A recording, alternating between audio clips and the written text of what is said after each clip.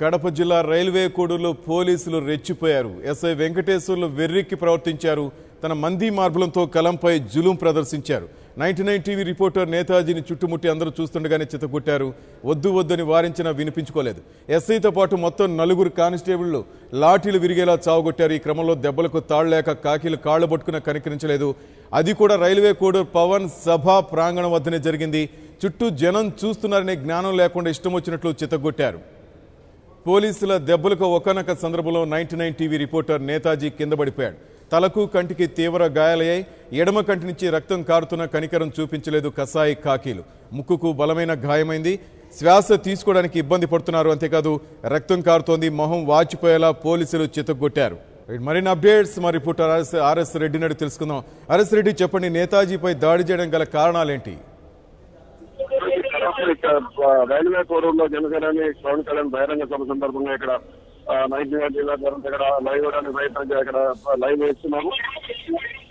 నేతాజీ మన ప్రతినిధి రిపోర్టర్ నేతాజీ హైదరాబాద్ నేతాజీ ఇక్కడ లైవ్ ఇవ్వడానికి ప్రయత్నం చేశారు. ఆ సందర్భంలోనే అక్కడ ఉన్న ఎస్ఐ వెంకటేశ్వర ఇప్పుడు కానిస్టేబుల్ తోటి అకారణంగా నేతాజీ పైన దాడి చేయడం జరిగింది.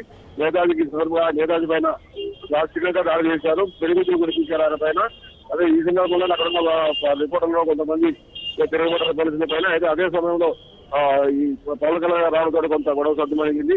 అయితే వెంకటేశ్వరికి సంబంధించి దీనికి సంబంధించి వెనక ఎవరున్నారన్నది ఇప్పటికీ తెలుసుకోవాల్సిన అవసరం లేదు. ఎందుకంటే అధికార పార్టీ నేతలు ఇక్కడ కొంత చేశారని మీరు ఎన్నుకున్నారా, లేకపోతే పోలీసులు కావాలని చేశారా, ఎందుకు చేశాడని వేలాల్సి ఉంది.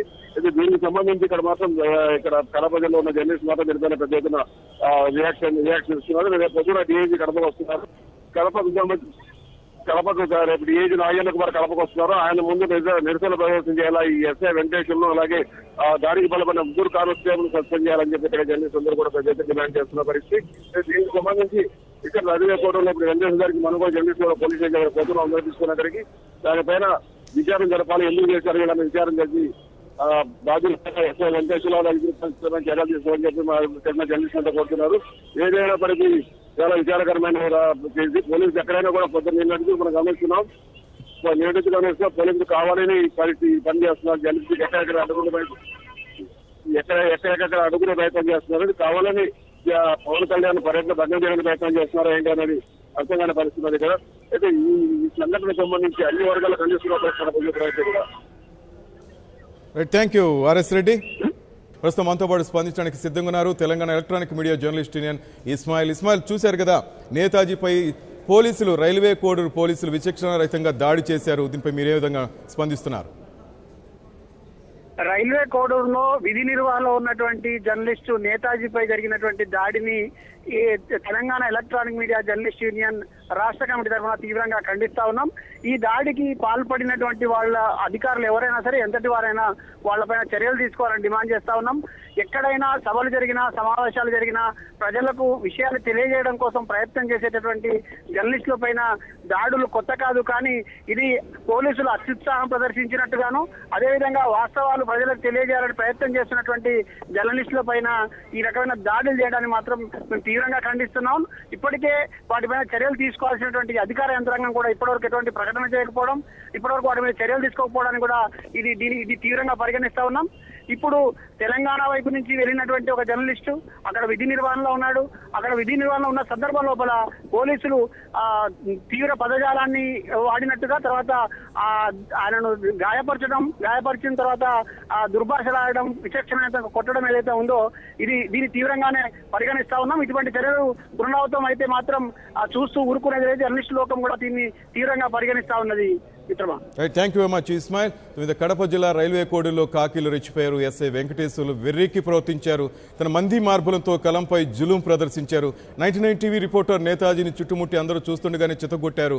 వద్దు వద్దు అని వారించినా వినిపించుకోలేదు. ఎస్ఐతో పాటు మొత్తం 4 కానిస్టేబుల్ లాఠీలు విరిగేలా చావుగొట్టారు. ఈ క్రమంలో దెబ్బలకు తాళ్లేక కాకీల కాళ్లు పట్టుకున్న కనికరించలేదు. అది కూడా రైల్వే కోడూరు పవన్ కళ్యాణ్ ప్రసంగించబోయే సభా ప్రాంగణం వద్దనే జరిగింది. చుట్టూ జనం చూస్తున్నారని ఇంగిత జ్ఞానం కూడా లేకుండా ఇష్టం వచ్చినట్లు దాంట్లో చితగ్గొట్టారు.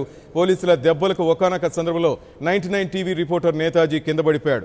తలకు కంటికి తీవ్ర గాయాలై ఎడమ కంటి నుంచి రక్తం కారుతున్న కనికరం చూపించలేదు కసాయి కాకీలు. ముక్కు కూడా బలమైన గాయమైంది. శ్వాస తీసుకోవడానికి ఇబ్బంది పడుతున్నారు. అంతేకాదు రక్తం కారుతుంది. మొహం వాచిపోయేలా పోలీసులు చితగ్గొట్టారు. పవన్ కళ్యాణ్కు వస్తున్న ప్రజాదరణ చూసి ఓర్వలేకని పని చేసినట్టు తెలుస్తోంది. కలాంపై జులుం ప్రదర్శించిన పోలీసులు వెనక ఎవరున్నారు? కావాలనే నేతాజీని కొట్టారా లేక పవన్ టార్గెట్ చేసే భాగంలో ఇదంతా జరిగిందా అనే అనుమానాలు వ్యక్తమవుతున్నాయి. 99 టీవీ రిపోర్టర్ నేతాజీపై దాడిని టీయూఎంజే, టీఎంజేయు సంఘాలు తీవ్రంగా ఖండించాయి. జర్నలిస్టులపై దాడి చేయడం సరికాదని తెలిపింది. దాడి చేసిన పోలీసులపై చర్యలు తీసుకోవాలని డిమాండ్ చేశారు టీఎంజేయు అధ్యక్షుడు ఇస్మాయిల్. ఈ దాడిని AP working journalist union Kadapa జిల్లా శాఖ తీవ్రంగా ఖండించింది. దాడి చేసిన పోలీసులపై చర్యలు తీసుకోవాలని, ఇలాంటి ఘటనలు పునరావృతం కాకుండా చూడాలన్నారు జర్నలిస్ట్ నేతలు. పక్కనే ఉన్న గంట సింబల్ను క్లిక్ చేయండి. అలాగే సబ్స్క్రైబ్ చేయండి.